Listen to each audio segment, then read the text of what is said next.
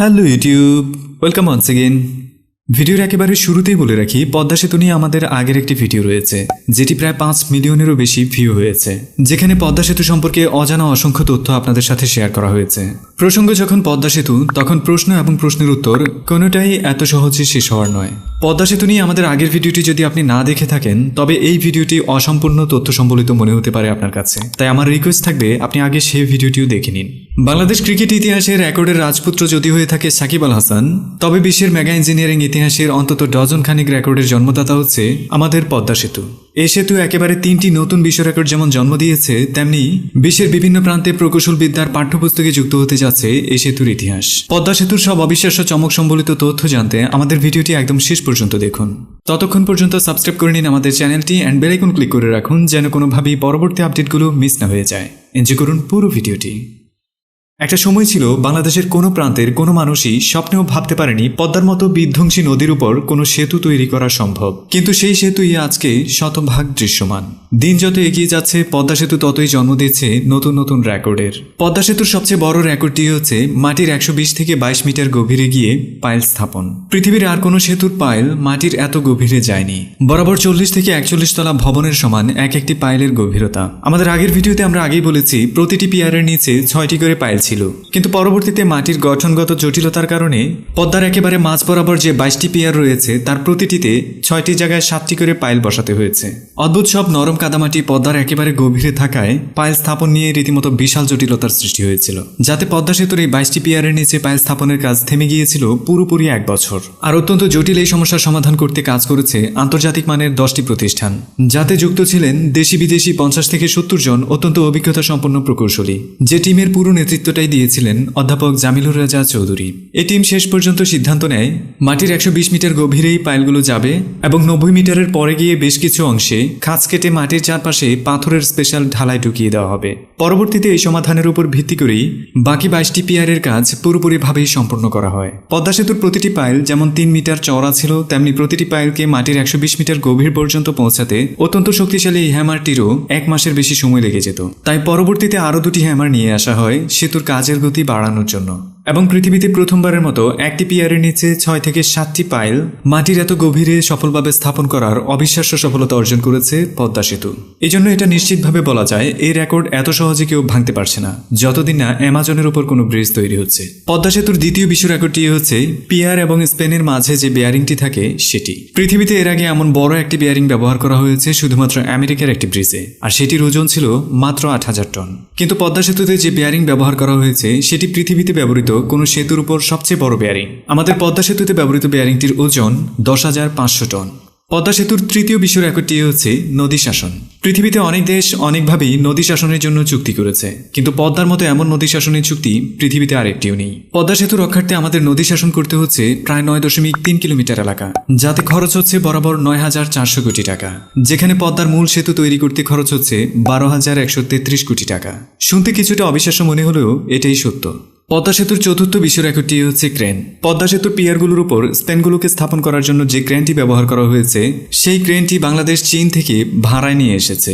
প্রতি মাসে এই ক্রেনটির ভাড়া বাবদ সরকারকে গুনতে হয়েছে 30 লক্ষ টাকা, যার জন্য এই ক্রেনটির ভাড়া বাবদই গত 3.5 বছরে খরচ হয়েছে 12,60 লক্ষ টাকা। পৃথিবীর অনেক জায়গায় এমন ক্রেন ভাড়ায় খেটেছে, কিন্তু পদ্মাই একমাত্র এত লম্বা সময় ধরে একটি ক্রেন ভাড়ায় খেটেছে। পদ্মা সেতুর জীবন্ত সাক্ষী হয়ে থাকা এই ক্রেনটির বাজার দর হচ্ছে 2,500 কোটি টাকা। ক্রেনটি এ পর্যন্ত বহন করেছে 41টি স্প্যান। প্রতিটি স্প্যানের ওজন গড়ে 3,200 টন এবং ক্রেনটির মাধ্যমে এ পর্যন্ত বহন করা স্প্যানের ওজনের পরিমাণই হচ্ছে 1,31,200 টন। আমাদের পদ্মা সেতু হচ্ছে বিশ্বের মেগা ব্রিজ ইঞ্জিনিয়ারিং কনস্ট্রাকশনে রেকর্ডের রাজপুত্র। রীতিমতো এই সেতু তৈরির যে প্রান্তে আপনি হাত দেবেন, সেখানেই কোনো না কোনো রেকর্ড খুঁজে পাবেন। বর্তমানে শতভাগ দৃশ্যমান পদ্মা সেতুর শুধুমাত্র স্প্যানগুলোই শতভাগ দৃশ্যমান হয়েছে, কিন্তু ভেতরের অংশে এখনও অসংখ্য কাজ বাকি রয়ে গেছে। উদাহরণস্বরূপ রোড স্ল্যাব এবং রেল স্ল্যাবের কথাই বলা যায়। এরই মধ্যে আগে বসানো স্প্যানগুলোর ভেতরে 2200টি রেল স্ল্যাব বসানো হয়ে গেছে। বাকি রয়েছে মাত্র 1029টি রেলওয়ে স্ল্যাব। রেলওয়ে স্ল্যাবের পাশাপাশি রোড স্ল্যাব বসানো হয়ে গেছে 1500টিরও বেশি। বাকি রয়েছে 1632টি রোড স্ল্যাব। রোড স্ল্যাবগুলো ইচ্ছে করেই কিছুটা কম বসানো হয়েছে, কারণ হচ্ছে রেলওয়ে স্ল্যাবগুলো ক্রেনের মাধ্যমে স্পেনের উপর দিয়ে স্পেনের ভেতরে ঢুকাতে হয়। একটি রেলওয়ে স্ল্যাব পুরোপুরিভাবে বসানোর পরই একটি রোড স্ল্যাব বসাতে আর কোনো বাধা থাকে না। এরই মধ্যে রেলওয়ে স্ল্যাবগুলো তৈরির কাজ শতভাগ সম্পন্ন হয়ে গেছে।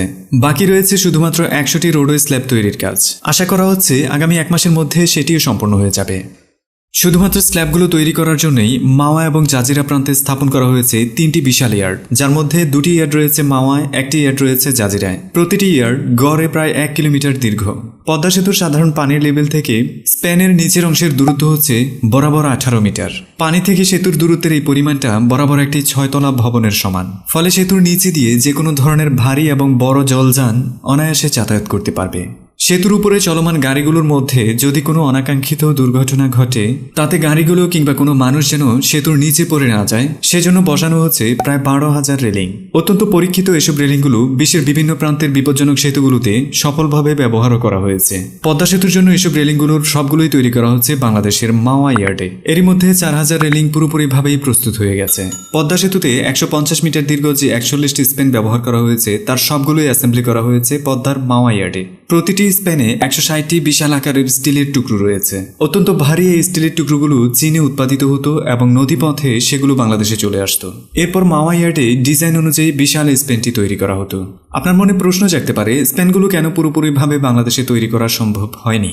সহজ উত্তর হচ্ছে, এমন অত্যন্ত ভালো মানের স্টিল বাংলাদেশে এখনই উৎপাদিত হচ্ছে, কিন্তু স্টিলের এই বিশাল কাঠামো উৎপাদনের অবকাঠামো বাংলাদেশে নেই। পদ্মা সেতুতে যত ধরনের স্টিল ব্যবহার হয়েছে, তার মধ্যে শুধুমাত্র স্পেনের অবকাঠামোগুলো চীন থেকে এসেছে, আর বাকি সবগুলো স্টিল বাংলাদেশে উৎপাদিত এবং বাংলাদেশের কোম্পানিগুলোই সেগুলো প্রোভাইড করেছে। আপনি জানলে হয়তো আরো একটু অবাক হবেন, পদ্মা সেতুতে যত ধরনের পাথর, বালি, সিমেন্ট কিংবা রডের ব্যবহার হয়েছে, তার শতভাগ যোগান দিয়েছে বাংলাদেশের লোকাল কোম্পানিগুলো। এখান থেকে আপনি এটাও নিশ্চিত হতে পারেন, পদ্মা সেতুতে কন্ট্রিবিউট করা লোকাল কোম্পানিগুলোর কনস্ট্রাকশন প্রোডাক্ট শতভাগ মানসম্পন্ন। কারণ লোকাল এসব কোম্পানিগুলোর প্রোডাক্টের মান সম্পূর্ণরূপে যাচাই করেই তবে পদ্মা সেতুতে ব্যবহার করা হয়েছে। পদ্মা সেতুর যে স্পেনগুলো আপনি দেখতে পাচ্ছেন, সেগুলোর রং অত্যন্ত ধূসর। এর পেছনেও বিশাল কারণ রয়েছে।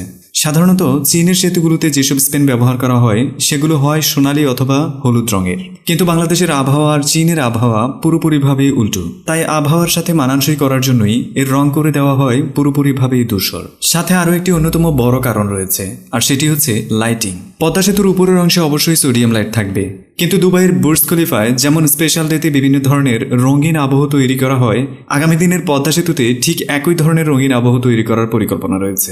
তাই রঙের ব্যাপারে সতর্ক হয়ে সেটাকে পুরোপুরি হলুদ কিংবা সোনালী অথবা সাদা করা হয়নি, করা হয়েছে ধূসর বর্ণের। আপনি হয়তো সবসময় পদ্মা সেতুর খবরটাই নিচ্ছেন, কিন্তু পদ্মা সেতুর 2 কিলোমিটার দূরে গিয়ে ঠিক সমপরিমাণ গভীরতায় আরো 7টি পিলার তৈরি করা হয়েছে পদ্মার বুক চেতিয়ে। যে পিলারগুলো পদ্মা সেতু থেকে কয়েক গুণ উঁচু বিশাল একটি টাওয়ারে পরিণত হবে। নদীর এ প্রান্ত থেকে ও প্রান্তের মানুষের জন্য 400 কেভি বিদ্যুৎ সঞ্চালন লাইন টানার জন্যই বিশাল এই কর্মযজ্ঞ পদ্মা সেতুর পাশেই। যে খবরগুলো খুব বেশি একটা প্রকাশিত হয়নি, অথচ ও প্রান্তের মানুষের জন্য বিদ্যুৎও যথেষ্ট জরুরি। প্রমত্তা পদ্মা প্রেমিকার মতোই আনএক্সপেক্টেবল। সে কখন কি করে বসে সেটা কেউই জানে না।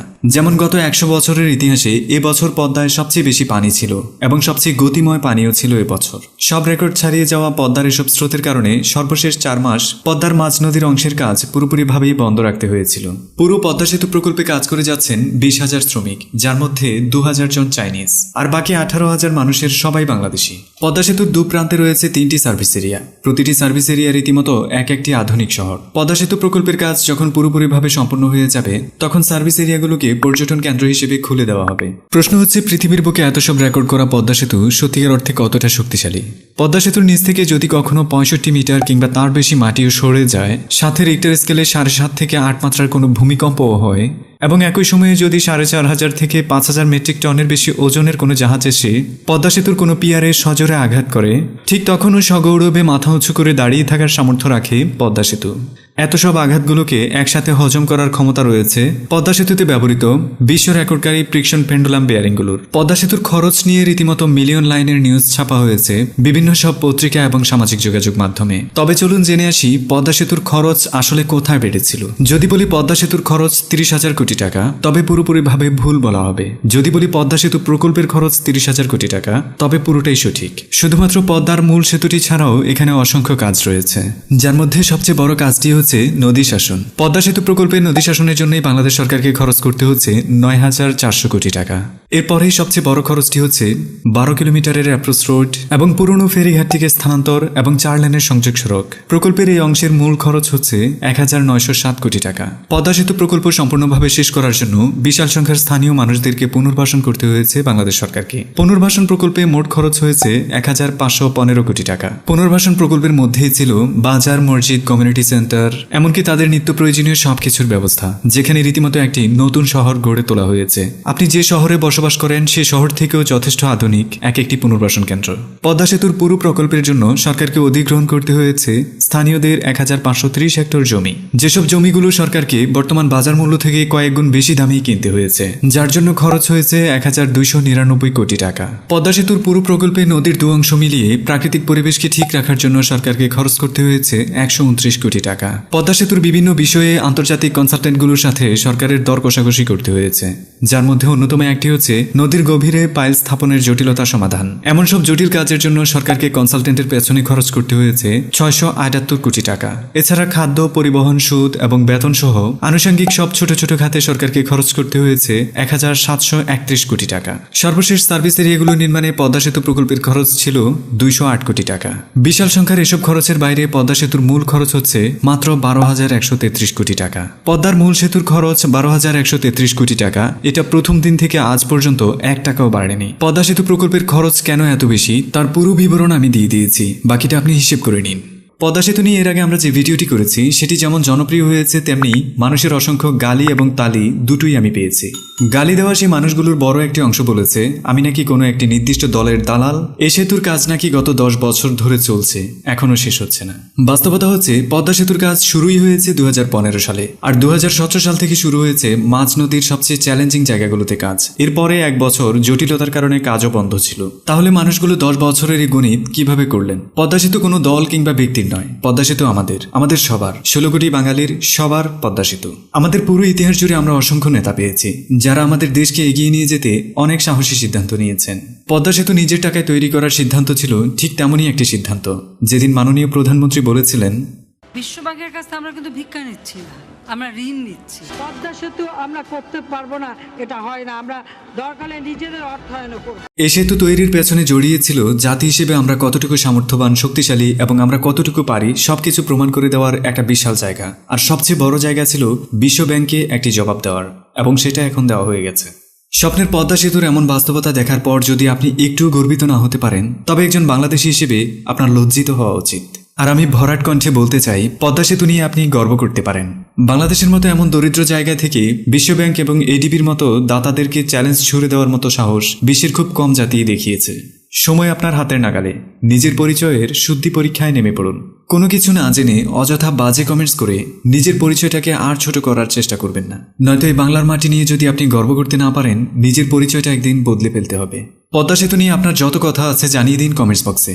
ভিডিওটি ভালো লাগলে অবশ্যই লাইক দিন, অন্যদের জানানোর জন্য শেয়ার করুন।